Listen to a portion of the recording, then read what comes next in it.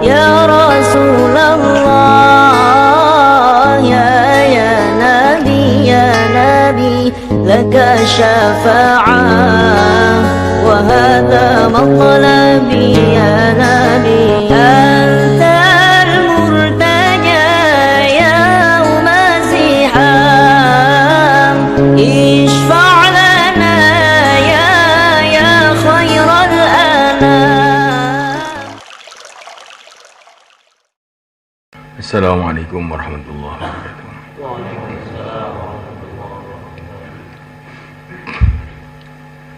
إن الحمد لله نستعينه ونستغفره ونؤمن به ونتوكل عليه ونعوذ به من شرور أنفسنا من سيئات أعمالنا من يهده الله فلا مضل له ومن يضلل فلا هادي له أشهد أن لا إله إلا الله وحده لا شريك له وأشهد أن سيدنا مولانا حبيبنا محمدا عبده ورسوله اللهم صل وسلم وبارك عليه وعلى آله وأصحابه التابعين لهم إلى يوم القيامة. أما بعد، فقد قال تعالى في كتابه الكريم: إن الذين قالوا ربنا الله ثم استقاموا تتنزل عليهم الملائكة ألا تخافوا ولا تحزنوا وأبشروا بالجنة التي كنتم توعدون نحن أولياؤكم في الحياة الدنيا وفي الآخرة ولكم فيها ما تشتهي أنفسكم ولكم فيها ما تدعون نزلا من غفور رحيم. ومن أحسن قولا ممن دعا إلى الله وعمل صالحا وقال إنني من المسلمين. Hadirin dimuliakan, perkara yang terpenting untuk kehidupan kita dunia akhirat adalah keyakinan yang benar. Kalau untuk keyakinannya benar, pikirannya akhirnya benar. Kalau pikirannya benar, amalannya jadi benar. Maka kita ini sekarang itu usaha pertama kali itu meluruskan keyakinan.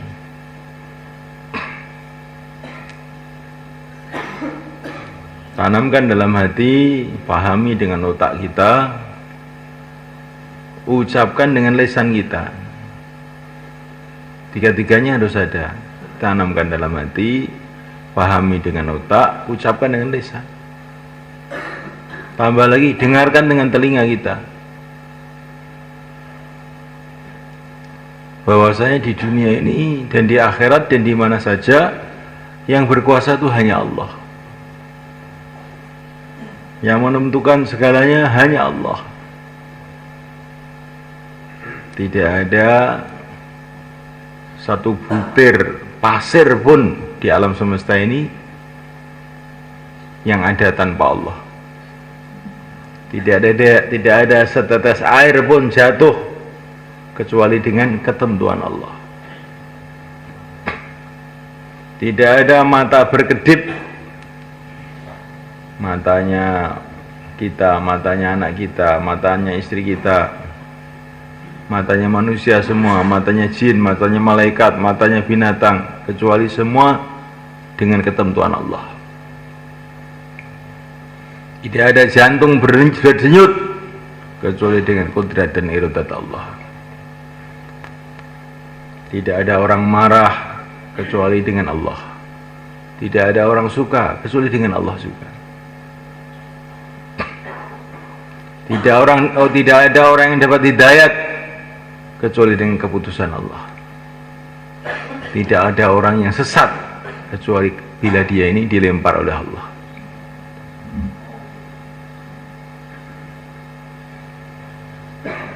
Kulun min indillah, semua itu yang menentukan Allah. Kita duduk di sini, ini bukan hanya mau kita, ya kita mau memang, tapi kemauan kita itu yang naruh itu Allah. Wa ma tasyauna illa ayyasha Allah. Kamu tidak bisa berkehendak kecuali dengan kehendak Allah. Jadi kita ini tidak bisa mau kecuali kalau dimaukan oleh Allah. Ya tidak bisa menolak kecuali bila ditolakkan oleh Allah.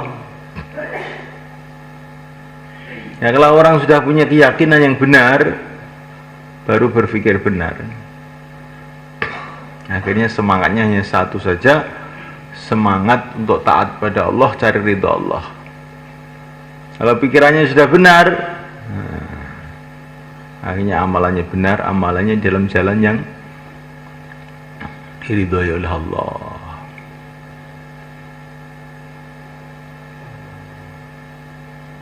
Jadi strategi kita dalam kehidupan itu satu aja, strategi satu saja. Bagaimana taat sama Allah kita saja sudah. Ini kalau taat sama Allah, dapat ridha Allah, ya kita beruntung. Kalau nggak taat sama Allah, wah sudah, siapa yang bisa menolong kita? Kecuali bila Allah ampuni kita. Semoga Allah ampuni kita semua.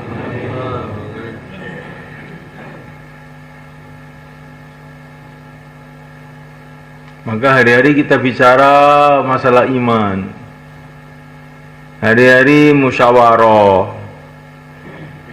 kita latih hidup itu taat amir. Karena barang siapa taat sama amir, berarti taat kepada Nabi. Kalau taat sama Nabi, berarti taat sama Allah. Di semangat kita ini semangat taat. Karena agama itu taat, ati Allah wa ati Rasul wa ulil amri minkum, semangat taat. Bukan semangat seenaknya sendiri. Tapi taatnya ini yang ditaati siapa? Bukan taat sama orang, taat sama Allah. Kalau kita taat sama amir itu karena ini aturan Allah, bukan karena dia enggak menciptakan saya. Tidak ikut apa-apa, kok taat sama orang itu apa? Tapi karena ini perintah Allah ya kita taat. Kita memuliakan orang tua karena apa ya? Karena perintah Allah. Kalau orang tua sendiri itu sebetulnya nggak ikut apa-apa, hanya digerakkan oleh Allah untuk menyayangi anaknya. Yang menyayangi kita itu Allah, bukan orang tua sebetulnya. Kamu lihat di rumah sakit Madiun itu, banyak bayi-bayi itu dibuang di kamar mandi. Kenapa ini orang kok dibuang, gimana itu? Karena oleh Allah tuh dalam hatinya nggak dikasih sayang sama anaknya itu, maka anaknya itu dibuang. Jadi ayah kita, ibu kita sayang sama kita ini sebetulnya karena Allah meletakkan kasih sayang itu dalam hatinya. Yang sayang itu Allah. Maka jangan gara-gara orang tua kita lupa sama Allah. Nanti kalau Allah rubah, orang tua benci sama kita, wah repot itu ya. Istri kita sayang sama kita, itu karena dibikin sayang sama Allah itu. Jangan gara-gara istri terus nggak keluar. Oh, nanti kalau istrinya lari baru kapok kamu nanti.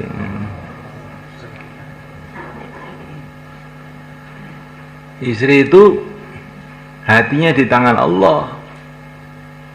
Kalau Allah jadikan dia senang ya senang, Allah jadikan benci ya benci. Maka jangan sampai bencinya orang atau senangnya orang membuat kita lupa kepada Allah, membuat kita lupa pada perintah Allah. Kalau disuwenengi orang ya ingat sama Allah, dibenci orang ya ingat sama Allah. Ini namanya berpikir yang benar.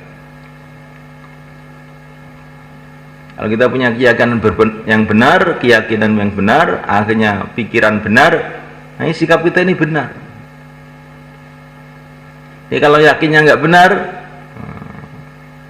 nanti istri bikin lupa sama Allah, anak bikin lupa sama Allah, ada orang marah, kenapa kamu kok berhenti dakwah? Orang-orang pada marah. Nah yang bikin marah itu Allah, kok malah kamu meninggalkan perintah Allah? Kalaupun seluruh dunia marah, terus taat sama Allah. Sebagai contohnya adalah yang mulia baginda Muhammad SAW.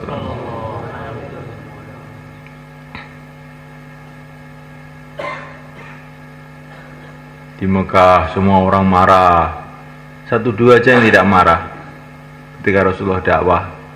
Tapi Rasulullah terus saja. Akhirnya semua orang Mekah senang. Jadi sahabat-sahabat beliau, di pembela-pembela beliau siap mati untuk beliau. Insyaallah kan kita belajar begitu. Pandang semua itu dari Allah, sehingga tidak melupakan kita kepada Allah.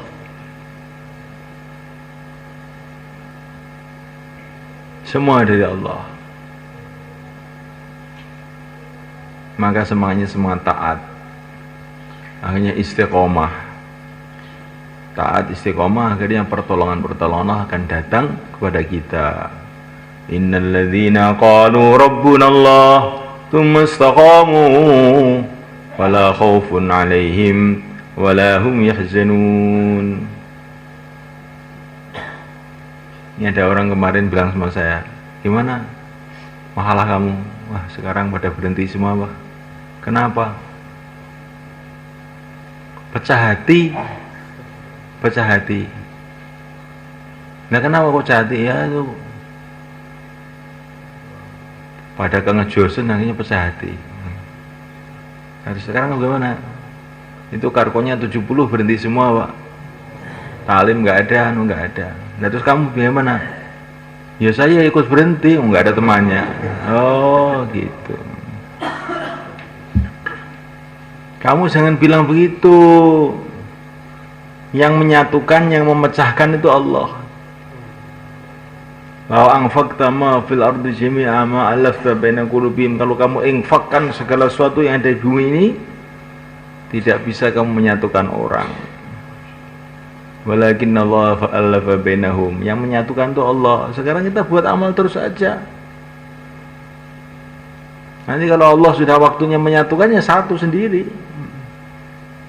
Kita sudah amal aja terus, taklim jalan terus, keluar jalan terus, doa terus. Itu pengalaman nanti lama-lama yang pecah-pecah itu nanti jadi utuh lagi. Allah kuasa kok. Kayak tulang pecah itu nanti kalau sudah waktunya sambung lagi itu nanti. Insyaallah kan? Pokoknya keadaan apa saja, keadaan perang, keadaan damai, keadaan marah, keadaan senang, keadaan apa saja, terus taat sama Allah, akhirnya kita sukses. Dulu zaman Nabi itu suasana dakwah itu diwarnai dengan perang loh, kan. Tapi yang aneh itu orang-orang yang perang itu lama-lama bersatu. Jadi orang Islam semua jadi wali semua. Padahal asalnya itu hunus pedang saling bunuh-membunuh. Kalau menurut akal waras itu nggak bisa disatukan, itu gimana? Orang sudah bunuh-membunuh satu sama lain, menyatukan bagaimana?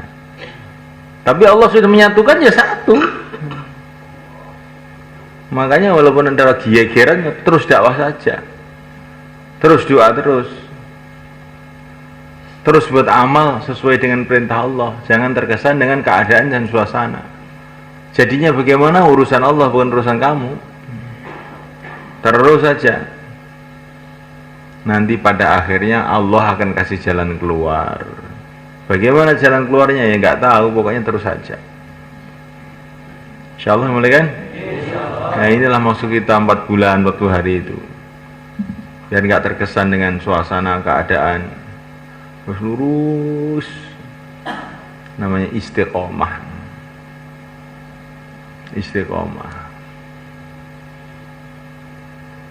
Makanya ini latihan memandang semua dari Allah tuh. Maka saya lihat dulu itu kalau ngirim jamaah itu ke satu tempat diusir, suruh balik lagi. Diusir, suruh balik lagi, diusir, sampai balik, sampai ada jalan keluar. Saya lihat itu dulu ngirim jamaah begitu. Pernah satu jamaah dikirim Syekh Ilyas, dekat saja, dekat markas di Delhi, di Masjid Jamek. Diusir sama tamar masjidnya. Laporan sama Syekh Ilyas, tuargib lagi. Kamu sabar, doa, balik. Balik diusir lagi. Kirim lagi, diusir lagi, kirim lagi, sampai akhirnya beberapa kali jamaah ini sudah putus asa.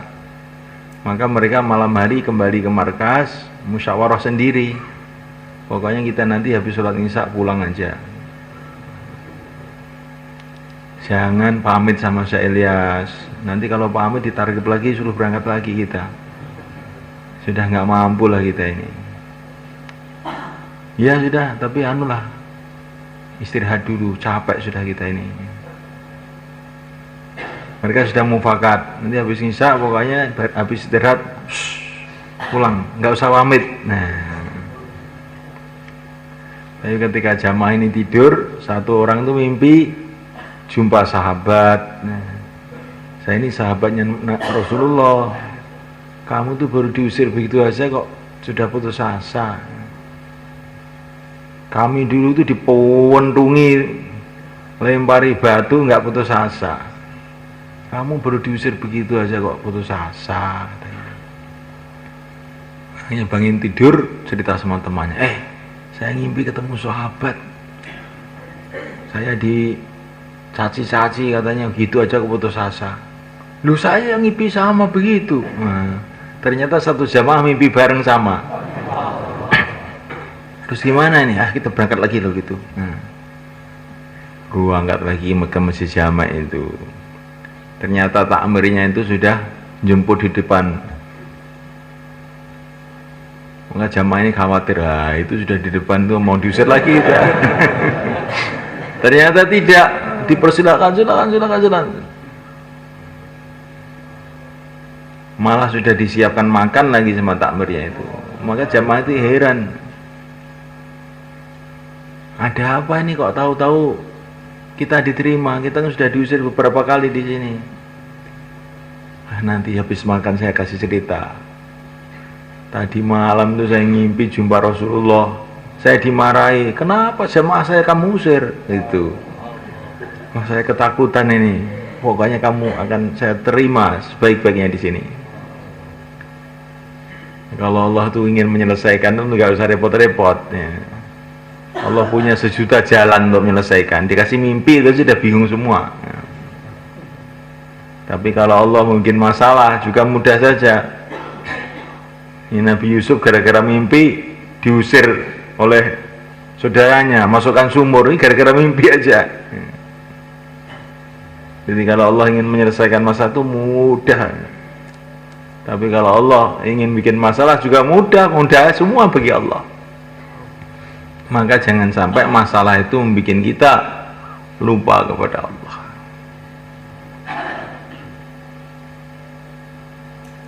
Kalau nanti mau mengeluarkan jamaah, kita datangi orang satu kali belum mau, datangnya lagi. Oh itu sudah tidak mau. Iya, tidak mau itu kan kemarin. Kalau Allah sekarang merubah hatinya, siapa tahu. Datangin jalan lagi. Latihan iman ini sudah. Tawakal aja. Diajak keluar lagi, nggak mau datangin lagi. Sampai diputus oleh musyawarah, dah kita ganti orang. Kalau belum diputus musyawarah ganti orang, datang lagi aja. Berani nggak begitu nanti? Nanti kalau orangnya marah bagaimana Pak? Ya sabar toh. Sabar, dapat pahala sabar. Sabar itu pahalanya tidak ada hitungannya. Kalau kamu dimarahi sabar.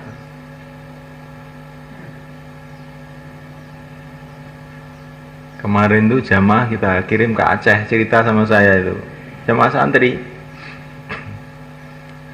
Ada satu orang itu dikhususi, diajak keluar. Dia sudah karkun. Sudah pernah keluar, nggak mau keluar. Malah marah-marah. Kamu nggak usah datang sini. Saya ini repot sekarang ini. Datang-datang orang nggak tahu urusan orang. Akhirnya jamaah ini bingung ini gimana ini.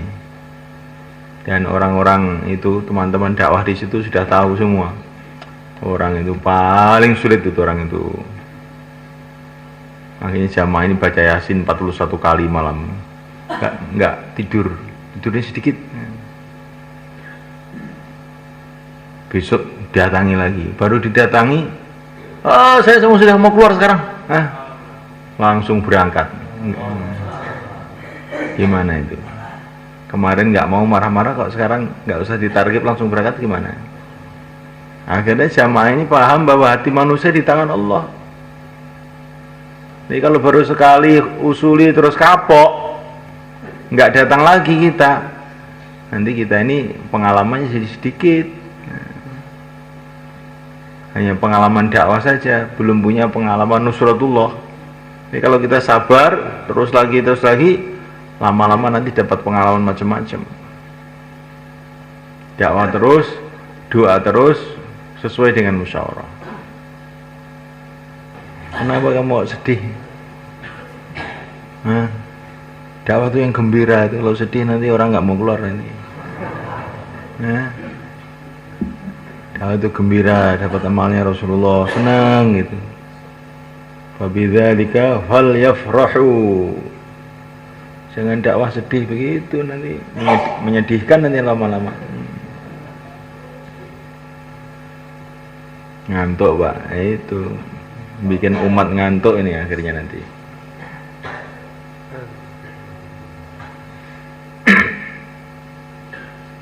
Nah mulai kan, ini dalam cerita yang kita baca dalam Quran, tidak ada nusratullah yang besar-besar itu diturunkan oleh Allah, melebihi nusratullah yang Allah datangkan sebab dakwah. Nusratullah besar-besar, Fir'aun hancur, Qarun hancur, ya, Persia hancur, Romawi hancur. Itu sebabnya itu dakwah sebenarnya. Dakwah ini kekuatannya melebihi bom nuklir semuanya kan. Tapi pakai syarat, yang dakwah itu harus ikhlas semata-mata karena Allah, dengan tertib yang benar.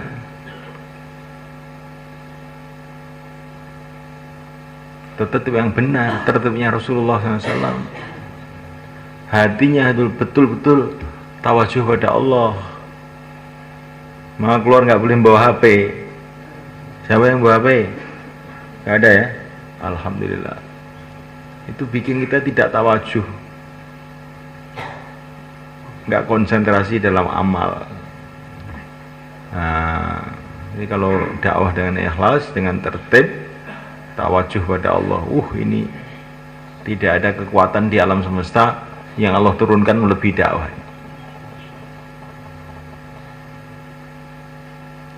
Dan telah dibuktikan oleh para nabi, kemudian diteruskan para sahabat dan pejuang-pejuang setelah itu. Bukan hanya para nabi saja yang punya pengalaman dapat nusratullah dengan dakwah ini, para sahabat juga. Itu Persia Romawi itu ambruk itu di tangan para sahabat, bukan di tangan Rasulullah alaihi salatu wassalam, tangan para sahabat. Ketika para sahabat meneruskan kerja Rasulullah, akhirnya dapat nusratullah juga. Insyaallah mulai kan?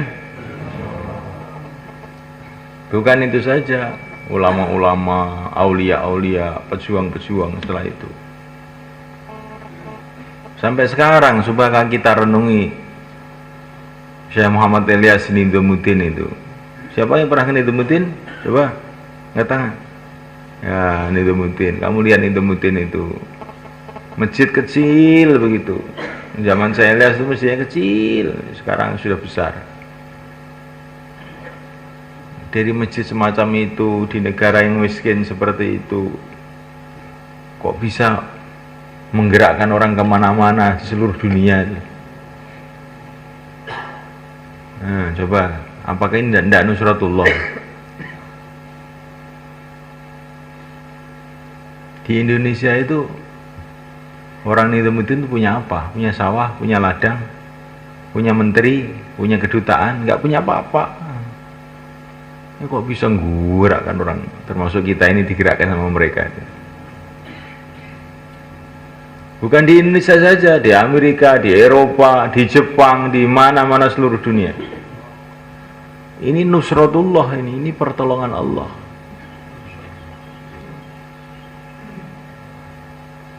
Ya, semuanya. Kalau kita tidak renungi kayak biasa. Tapi kalau kita renungi itu luar biasa sebetulnya. Termasuk kamu kok mau keluar 40 hari kemana-mana, ada yang 4 bulan, tinggalkan keluarga, tinggalkan anak, tinggalkan istri.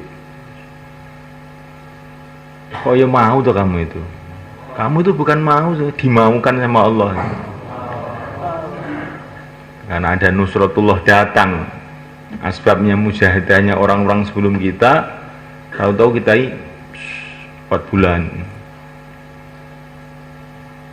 4 bulan bukan digaji, malah mengeluarkan uang. Nah kok mau? Nah ya ini termasuk barang si aneh sebetulnya. Kerja aneh. Setelah 4 bulan duitnya habis, keluar lagi 4 bulan lagi. Pak Sobirin itu keluar aja 4 bulan. Kok bisa mau gitu loh? Nah ini namanya nusratullah.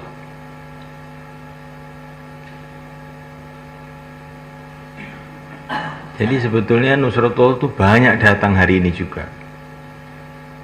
Semoga nanti kamu keluar kemana-mana, hatinya ikhlas, amalannya lurus, tidak toleh kanan toleh kiri, hatinya tawajuh kepada Allah, akhirnya datang nusratullah di mana-mana. Datang hidayah Allah di mana-mana. Senantiasa kita tanamkan dalam hati ini kerja besar, kerja Rasulullah SAW. Jangan kita terkesan dengan apapun keadaan. Karena apapun keadaan itu semua sudah diketahui oleh Allah, ditentukan oleh Allah, diprogram oleh Allah. Apapun keadaan, jangan membuat kita lupa kepada Allah. Kayak Nabi Musa ketika menghadapi Fir'aun. Qala Musa inni utu bi rabbi wa rabbikum min kulli mutakabbirin la yu'minu bi yaumil hisab. Ketika Nabi Musa menghadapi Fir'aun yang garang, kejam, maka beliau mengatakan inni utu bi rabbi wa rabbikum. Aku berlindung dengan Tuhan saya dan Tuhan kamu juga. Yang menciptakan saya, menciptakan kamu adalah Allah. Saya berlindung kepada Allah dari kamu, kata Nabi Musa. Nah, akhirnya Fir'aun ini nggak bisa buat apa-apa kepada Nabi Musa. Fir'aun itu kejamnya sudah setengah mata malaikat. Bahaya jadi disembelih. Tapi ditantang sama Nabi Musa nggak berani. Itu mau orang mana-mana disembelih sama Fir'aun, tapi giliran Nabi Musa nggak bisa mau nyembelih, nggak ada keinginan, dia ngamuk sama orang lain aja, sama Nabi Musa dia pokoknya nggak berani. Ini kan aneh tanya. Kenapa nggak berani? Kenapa nggak berani? Allah membuat dia tidak berani.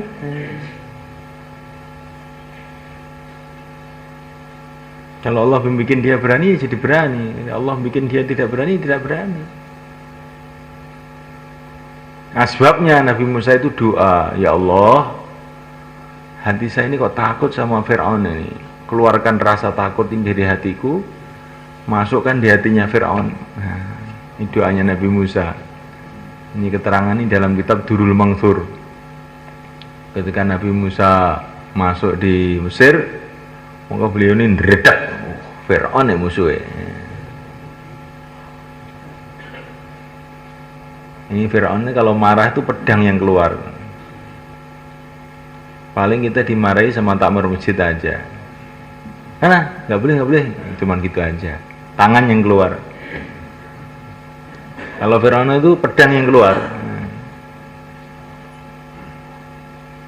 Maka Nabi Musa itu nderedak ketakutan. Tapi Nabi Musa faham, walaupun ada rasa takut, beliau faham. Yang membuat takut ini Allah, bukan Firaun. Ya Allah, keluarkan rasa takut dari hati saya, masukkan di hatinya Firaun. Makanya Nabi Musa jadi berani, gak takut lagi. Ganti Firaun yang takut. Ya, Nabi Musa ini ajib ini. Jadi kalau kamu itu takut kepada orang, itu jangan kamu pahami karena orang itu menakutkan, bukan. Karena Allah bikin takut kamu. Maka doa sama Allah, ya Allah keluarkan rasa takut ini, masukkan sama dia. Ganti dia takut nanti. Insya Allah mulai kan? Ini baru mudzakarah namanya. Kita ingin ini jadi pengalaman. Maka kita keluar di daerah yang suka, daerah kurang suka, kita datang, berangkat, malam hari nangis, nah lama-lama dapat pengalaman. Sehingga kita ini rasanya itu dekat dengan Allah kalau sudah punya pengalaman. Kalau baru mudzakarah saja, belum dapat pengalaman, rasanya masih jauh. Tapi sudah dapat pengalaman, jadi rasanya dekat. Kalau ada masalah apa-apa, saya punya Allah kok. Nah gitu. Itu berarti hati sudah merasa dekat pada Allah. Jadi kalau ada masalah apa-apa bingung, gimana ini, kok kayak begini? Nah ini berarti hatinya jauh dari Allah. Ini yang bahaya ini. Kita insya Allah latihan mulai kan.